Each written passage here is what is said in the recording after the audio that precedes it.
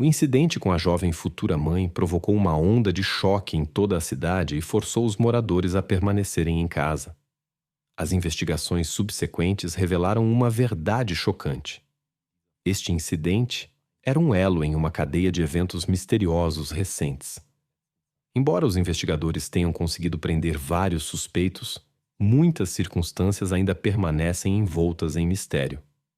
Os investigadores experientes que trabalham neste caso chegam cada vez mais a uma conclusão perturbadora. Aquele que está por trás de tudo continua seu perigoso jogo sem ser notado. Apesar de todos os esforços da polícia, as questões mais importantes permanecem sem resposta e as evidências sugerem que a história está longe de terminar.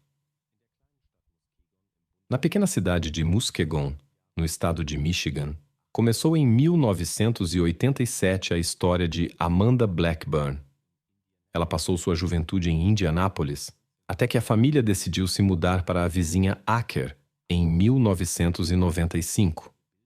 O caminho educacional de Amanda a levou primeiro à Academia Cristã em Elkhart, que ela concluiu com sucesso em 2006. Depois, ela continuou seus estudos na Flórida no Pensacola Christian College. Lá, o destino lhe deu um presente especial em 2008, o encontro com um jovem chamado Davey Blackburn. Seu encontro foi extremamente romântico, através de um amigo em comum que organizou um encontro às cegas. Eles passaram a primeira noite em um concerto de música cristã que se tornou o início de sua bela história. Uma conexão especial surgiu imediatamente entre os jovens e eles começaram a se encontrar.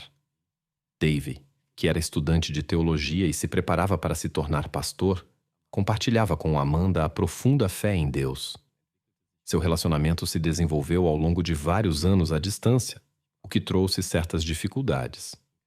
Mas eles não temiam obstáculos e trabalhavam juntos para fortalecer sua conexão.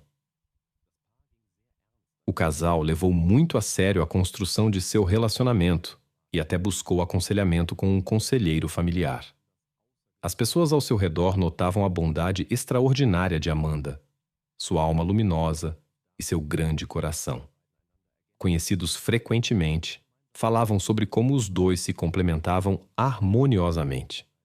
Em sua vida juntos, amor, fé e compreensão mútua completa se uniram. Amanda e Davey criaram uma união verdadeiramente feliz, baseada em sentimentos sinceros e valores compartilhados. A história deste casal começou com seu casamento em 1º de agosto de 2008. Os recém-casados Davey e Amanda decidiram se estabelecer na Carolina do Sul, onde ele trabalhou como pastor na New Spring Church. Sua vida estava cheia de planos e sonhos para o futuro. 4 anos depois, em 2012, eles se mudaram para Indianápolis. Lá, o casal fundou sua própria igreja focada no trabalho com a geração jovem. Logo sua família cresceu. Nasceu o filho Weston. Menos de um ano depois, Amanda descobriu que estava grávida pela segunda vez. Ela sempre irradiava bondade e calor, criava um lar acolhedor e cuidava de seus entes queridos. Mas o destino tinha outros planos. A manhã de 10 de novembro de 2015 começou como de costume.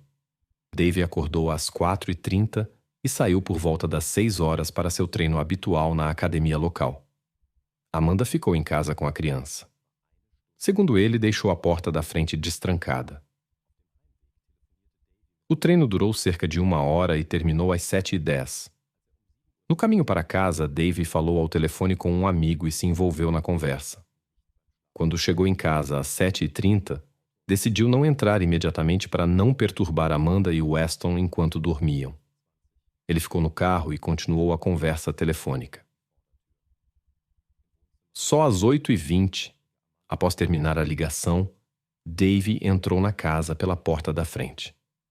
Na sala de estar encontrou Amanda, de 28 anos, deitada imóvel no chão. Suas roupas pareciam estranhamente desarrumadas. A visão deixou o homem paralisado. Le 9 septembre 1999, La police de Long Island reçut un appel inquiétant d'une personne préoccupée, signalant la découverte d'un vieux tonneau contenant des restes inconnus dans la cave de sa maison. Les enquêteurs arrivèrent sur les lieux et rencontrèrent le propriétaire de la maison, Ronald Cohen. Il expliqua qu'il avait récemment vendu la maison et qu'il était en train de faire 16 cartons. En descendant à la cave, il remarqua que tous les déchets n'avaient pas été enlevés. Dans un coin se trouvait un grand tonneau sale d'un volume de 55 gallons avec de grandes étiquettes. Une note attachée indiquait que le tonneau était trop lourd pour être déplacé et nécessitait un équipement spécial pour le transport en raison de son poids et des marquages chimiques. Néanmoins, les déménageurs ont sorti le tonneau dehors. Cohen décida de l'ouvrir et de vérifier son contenu. En enlevant le couvercle, une odeur désagréable se répandit dans l'air. Mais ce n'était pas le pire. Sur la surface, il vit une main et des chaussures à talons hauts pour femmes. Tout était couvert de différents matériaux et d'une substance chimique verte et visqueuse. Cohen dit qu'il avait vécu 9 ans dans cette maison et n'avait jamais vu ce tonneau. On pouvait voir que l'homme était choqué. Plus de 9 ans dans cette maison, et tout ce temps, ce tonneau était dans la cave. La police ne remarqua rien d'inhabituel dans le comportement du propriétaire. Ils effectuèrent une enquête approfondie de tout le bâtiment, y compris de la cave, pour trouver des preuves qui pourraient éclaircir l'affaire. Mais le tonneau avait déjà été touché par beaucoup, et l'espoir de trouver des empreintes digitales était presque disparu. Le seul indice pour les enquêteurs était le tonneau lui-même et son contenu. Le tonneau fut envoyé au laboratoire pour analyse. La première chose que les spécialistes remarquèrent fut qu'il était entièrement rempli de petites billes en plastique noir et blanc de la taille de pois. Pour accéder au contenu, ces billes durent être retirées pendant plusieurs heures. Lorsque le couvercle du tonneau fut fermé, il apparut que l'oxygène à l'intérieur s'était épuisé, ce qui avait entraîné la momification de tout ce qui s'y trouvait. Après le retrait du contenu, il devint clair qu'il s'agissait d'une femme aux cheveux noirs et mi-longs. Elle mesurait environ 150 cm et son âge fut estimé entre 25 et 35 ans. Notables étaient les plombages en or sur ses 2 dents de devant. Les experts supposèrent que de tels plombages étaient typiques de l'Amérique centrale, ce qui pourrait indiquer son origine latino-américaine.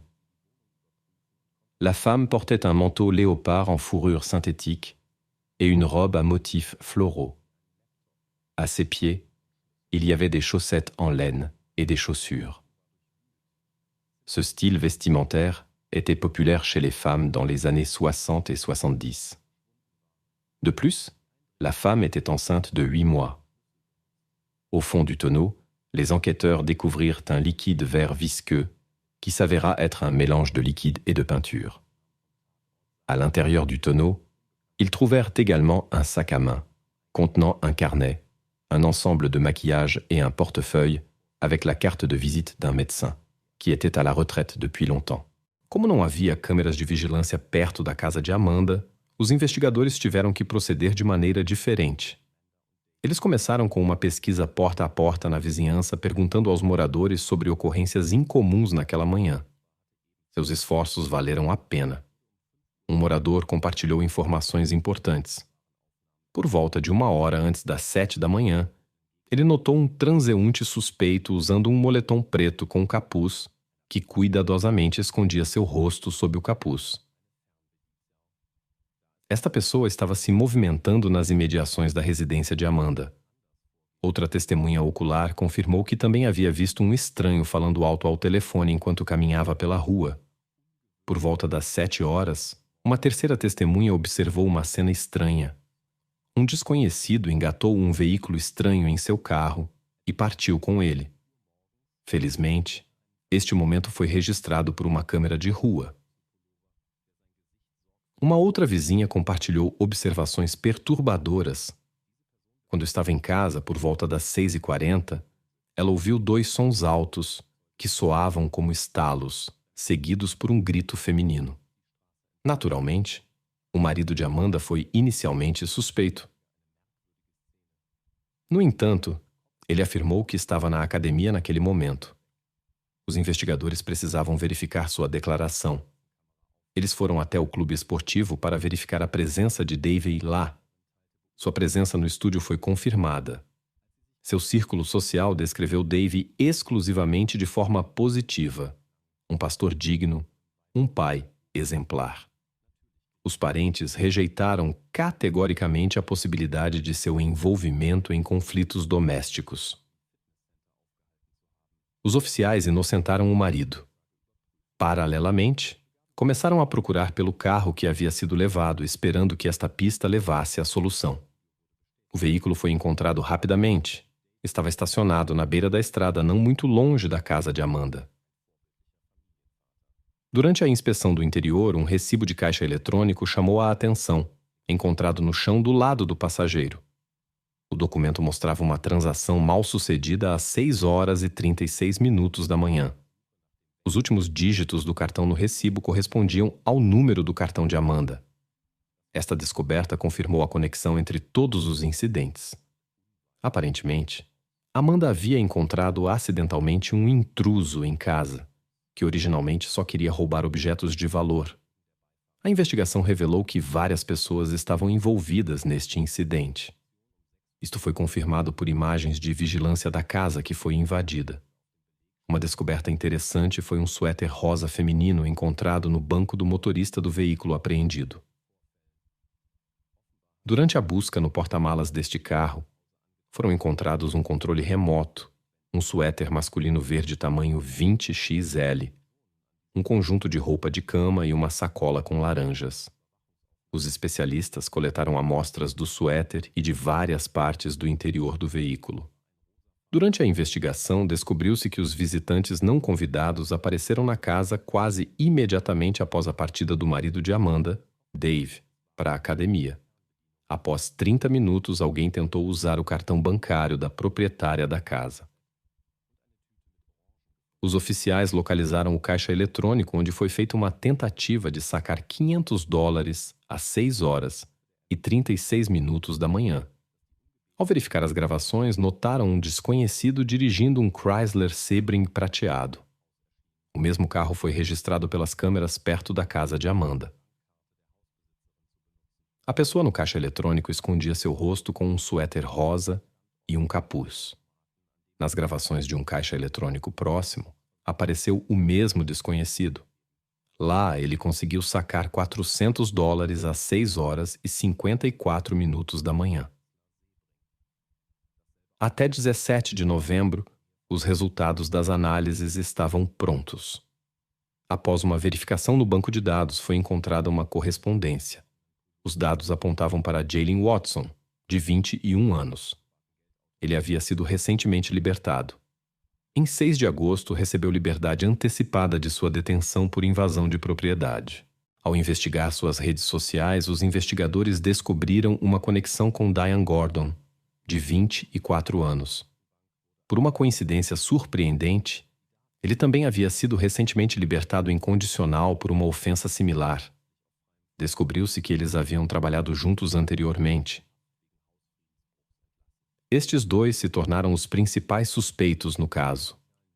A análise de seus dados telefônicos mostrou que os dispositivos foram detectados por uma torre de celular perto da primeira casa onde os invasores entraram a partir das 4h40 da manhã. Então, o sinal se moveu para uma torre perto da residência de Amanda. Depois, os telefones foram registrados na área do mesmo caixa eletrônico onde o cartão estranho foi usado.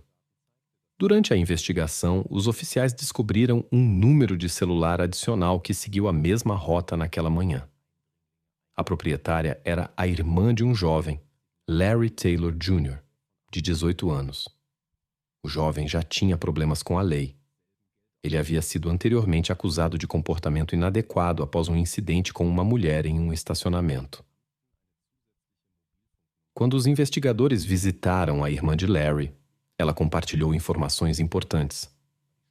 Jaylen Diane e seu irmão eram amigos de longa data que frequentemente faziam atividades juntos. Na noite anterior ao incidente, todos os três estavam em seu apartamento e saíram por volta das 13h30 da manhã de 10 de novembro. Durante a inspeção do local, os investigadores notaram um colete escuro. A jovem confirmou que era a peça favorita de Jaylen, que ele usava naquela manhã. A mesma peça de roupa também foi notada nas gravações das câmeras de rua. Além disso, a irmã entregou aos oficiais equipamento de tiro que Jaylen ou Diane haviam deixado embaixo de sua cama. O dispositivo foi enviado para análise. Mais tarde, outra testemunha se apresentou desejando permanecer anônima. Ele relatou ter visto o trio naquela manhã com Larry carregando um objeto. Jalin estava de fato usando o colete escuro, segundo seu relato. O informante descreveu em detalhes como o grupo entrou na primeira casa. Enquanto a proprietária dormia, eles pegaram o telefone e as chaves do carro. Conscientes do risco de serem descobertos, eles haviam previamente desativado as câmeras de segurança. Segundo o informante, Larry expressou a intenção de agir contra a mulher, pois temia ter sido capturado pelas câmeras ou que ela pudesse tê-lo visto. Mas Jalin e Diana o dissuadiram, o que salvou a proprietária da casa de um mal maior. Porém, o grupo não ficou satisfeito com isso. Em busca de mais espólio, invadiram uma segunda casa. Insatisfeitos com o resultado, dirigiram-se à residência de Amanda. O informante especificou que apenas Larry e Jaylen entraram, enquanto Diane esperava no carro na entrada da garagem. Após uma investigação minuciosa, as autoridades policiais prenderam 3 suspeitos: Larry, Jaylen e Diane. Acusações graves foram feitas contra cada um deles. Larry foi acusado de 13 crimes, incluindo atos ilegais, invasão de propriedade, violações de regulamentos de armas e crimes contra a propriedade. Jaylen foi acusado de 10 crimes, incluindo invasão de propriedade e uso não autorizado de veículo. Diane também foi acusada de invasão de propriedade. Inicialmente, os detidos negaram seu envolvimento, mas as evidências, incluindo análise de DNA, indicavam sua presença no local do crime. Durante a investigação, novas circunstâncias vieram à tona. Descobriu-se que Larry possivelmente estava envolvido em um incidente com Rolando González Hernandez, um homem de 27 anos. Rolando foi encontrado com um ferimento grave ao lado de seu carro em um complexo residencial. Testemunhas relataram às autoridades a confissão de Larry de que havia cometido um crime no mesmo complexo residencial. O incidente com Rolando ocorreu em 4 de novembro, uma semana antes do incidente com Amanda. Outra testemunha relatou que Larry havia anteriormente invadido a casa de uma mulher e cometido atos ilegais sob ameaça de arma. Amanda também foi encontrada em estado preocupante. Isso indicava as intenções maliciosas de Larry, mas presumivelmente a chegada do marido de Amanda forçou os criminosos a fugirem precipitadamente do local do crime. Após essas revelações, Larry recebeu acusações adicionais relacionadas ao incidente com Rolando e outros crimes. Após algum tempo, Diane e Jalin decidiram cooperar com os investigadores. De acordo com o acordo, eles testemunhariam contra Larry, que consideravam o mais perigoso, em troca de acusações mais brandas. Segundo seus depoimentos, eles originalmente planejavam apenas um roubo, mas encontraram Amanda inesperadamente. Diane e Jaylen deixaram a casa, enquanto Larry permaneceu. Ele usou violência contra Amanda, fazendo-a perder a consciência. Nesse momento, ele pegou seus cartões bancários. Os cúmplices esperavam no carro. Quando viram o carro do marido de Amanda se aproximando, todos fugiram rapidamente. Depois disso, seguiram-se ações irrevogáveis de Larry, mas seus cúmplices já haviam deixado o local do crime. Mais tarde, no apartamento de sua irmã, Larry contou aos cúmplices sobre os acontecimentos. Segundo suas palavras, Amanda recuperou a consciência e tentou se defender. Ele descreveu suas ações com uma calma perturbadora. o que horrorizou seus cúmplices. Larry os forçou ao silêncio, lembrando-os constantemente dos laços familiares. Após o julgamento, Jaylen foi condenado a 29 anos de prisão, enquanto Diane recebeu 30 anos. A primeira audiência no caso de Larry em dezembro de 2021 foi anulada. O julgamento final ocorreu em outubro de 2022. As principais evidências foram os depoimentos de Diane e Jalyn, os dados do celular de Larry e os depoimentos de outras testemunhas. O tribunal considerou Larry Taylor culpado de crime grave, roubo e posse ilegal de armas de fogo. Ele foi condenado a 86 anos de prisão. A acusação não conseguiu provar seu envolvimento em um incidente com outra mulher. No entanto, os parentes de Amanda não acreditavam que tudo aconteceu apenas por uma tentativa comum de roubar objetos de valor. Os familiares estavam convencidos. O marido de Amanda estava por trás disso. Em sua opinião, ele havia contratado essas pessoas, e seu comportamento apenas confirmava as suspeitas. Pouco antes do incidente, o marido fez um autosseguro para Amanda, embora nunca tivessem feito isso antes.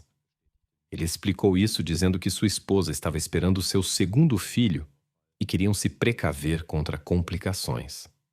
Após o incidente, Dave imediatamente solicitou o pagamento e recebeu o dinheiro. Ele obteve benefício considerável disso e não via nada de incomum nisso. Os parentes enlutados de Amanda notaram algo estranho. O marido não parecia aflito. Pelo contrário, ele usou a situação para ganhar notoriedade. Dave começou a escrever um blog, iniciou um podcast e criou um site chamado Nada Foi em Vão. Ele viajou pelo país dando palestras, falando sobre sua vida e o que aconteceu com sua esposa, apresentando tudo como um evento de significado especial. A mesma frase, nada foi em vão, ele mandou gravar na lápide de Amanda. Em seu blog, David descreveu detalhadamente aquela manhã quando encontrou sua esposa. Muitos detalhes pareciam estranhos. Ele se referiu à casa deles como minha casa. Também era perturbadora sua formulação sobre a ligação para o 911. Assim que pude. Ninguém entendeu por que houve um atraso em chamar os serviços de emergência. Mais tarde, descobriu-se que o atraso foi realmente significativo. De acordo com seu depoimento à polícia, ele passou cerca de 1 hora no carro em frente à casa antes de entrar. Dave explicou isso pelo horário cedo. Supostamente não queria acordar a família e por isso ficou no carro fazendo ligações. No entanto, ele não conseguiu explicar convincentemente do que se tratava essa longa conversa. Os parentes de Amanda notaram uma série de coincidências estranhas naquela manhã. Na casa estava seu animal de estimação, um boxer grande. Os vizinhos se lembravam bem de seus latidos incomumente altos e persistentes. Aparentemente, o cachorro estava tentando dessa maneira chamar a atenção para estranhos na casa. Seus latidos inquietos fizeram os vizinhos prestarem atenção ao que estava acontecendo. Muitos deles também ouviram sons estranhos vindos do interior. Nesse momento, o marido de Amanda estava perto da casa, mas, segundo ele, não notou nada suspeito. Ele ficava às vezes no carro, às vezes saía e olhava pelas janelas, o que chamou a atenção dos vizinhos preocupados que observavam a casa devido aos latidos contínuos. Os parentes de Amanda consideram seu comportamento inexplicável. Em sua opinião, Dave esperou deliberadamente até que os visitantes indesejados deixassem a casa. Outro mistério. Por que um cachorro tão sério como um boxer apenas latiu para os estranhos em vez de proteger sua dona? A família suspeita. Dave tinha trancado o cachorro em outro quarto antes de sair, de onde ele não podia escapar. Quando o cachorro ouviu sons suspeitos, tentou chamar a atenção latindo até Dave voltar e abrir a porta. Também não está claro por que os desconhecidos escolheram exatamente esta casa. Quando viram o cachorro grande, estranhamente não mudaram de ideia. Eles continuaram com seu plano, e o cachorro estranhamente não reagiu a eles de forma alguma. Mais tarde, no entanto, foram assustados pelo som de um carro se aproximando. Os parentes de Amanda não conseguiram encontrar uma explicação lógica para isso. O comportamento incomum do marido levantou especial suspeita. Dave, conhecido por sua pontualidade, repentinamente se desviou de sua rotina habitual. Ele acordou como de costume às 4h30, mas só saiu às 6 horas, embora normalmente já estivesse na academia às 5h30. O motivo do atraso de meia hora permaneceu desconhecido. Seu treino naquele dia foi mais curto que o normal, mas ele não forneceu uma explicação compreensível para isso. A família de Amanda enfatiza: para um estranho, tais detalhes podem parecer insignificantes, mas não para Dave. Um perfeccionista pedante, exigente consigo mesmo e com os outros, que mantém seu cronograma preciso até o minuto. Os parentes de Amanda estão confusos com as circunstâncias estranhas do incidente. Eles estão preocupados sobre por que os perpetradores só prestaram atenção nela, embora outra vizinha também os tenha notado naquele dia e nada aconteceu com ela. Existem dúvidas sobre a versão oficial de que Amanda acordou cedo e encontrou acidentalmente os visitantes indesejados. Normalmente, ela acordava mais tarde e imediatamente entrava em contato com seus pais, mas naquele dia não houve atividade em suas redes sociais e ela não fez ligações. Tudo indicava que ela ainda estava descansando durante a invasão da casa. Os parentes de Amanda suspeitam que a encenação de um crime contra a propriedade foi deliberadamente criada para desviar as investigações. Os investigadores não encontraram outras vítimas das ações de Larry, o que questionava a versão oficial dos eventos. Ao investigar as redes sociais dos condenados, a família de Amanda descobriu uma conexão inesperada. Entre seus contatos estavam Dave e alguns conhecidos em comum. Esta descoberta causou grande preocupação neles. Na opinião dos parentes, Dave poderia ter conhecido este grupo de criminosos, que já havia cumprido pena por crimes semelhantes. Eles suspeitam que ele poderia ter se aproximado deles sob o pretexto de ganho material comum para obter ajuda na resolução de problemas pessoais. Na família Blackburn, de fato, havia uma atmosfera tensa. Circulavam rumores sobre uma possível infidelidade do marido. Dave mostrava desrespeito por Amanda, permitia-se grosserias e até agressões físicas. Mas ela, como esposa de um clérigo, perdoava tudo. Um sinal particularmente perturbador para os parentes foi que Dave formou uma nova família pouco tempo após os tristes eventos. Dave menciona em seu blog que esperou 1 ano após perder sua esposa antes de pensar em novos relacionamentos. O destino o uniu a Christy, que começou a frequentar sua congregação no outono de 2016. Durante suas conversas, descobriu-se uma coincidência surpreendente. Seu padrasto morava perto da antiga casa de Dave e Amanda. Para Dave, profundamente religioso, isso era um sinal do céu, como se o próprio destino tivesse trazido Christy para a sua vida. Sua amizade se transformou em um relacionamento romântico, e após 1 ano eles se casaram. Mas depois, detalhes inesperados vieram à tona. O padrasto de Christy conhecia bem as 3 pessoas cujas ações levaram aos eventos com Amanda. Mas o mais interessante veio à luz depois. A história de como Dave e Christy se conheceram era completamente diferente do que eles contavam. Eles frequentavam a mesma academia, exatamente aquela onde Dave estava no dia fatídico de Amanda. Várias pessoas confirmaram que os viram juntos muito antes da tragédia na família Blackburn, e aparentemente já havia uma conexão especial entre eles naquela época. Os parentes de Amanda acreditam que aí está a chave de toda a história. Em sua opinião, Dave, como uma pessoa profundamente religiosa, não podia permitir um divórcio. Isso teria levado à condenação em sua congregação. Possivelmente, ele procurava outra saída da situação que lhe permitiria preservar sua reputação e obter vantagem financeira. Os Os parentes de Amanda tentaram chamar a atenção das autoridades policiais para estes fatos, mas suas tentativas foram infrutíferas. As investigações já haviam sido concluídas.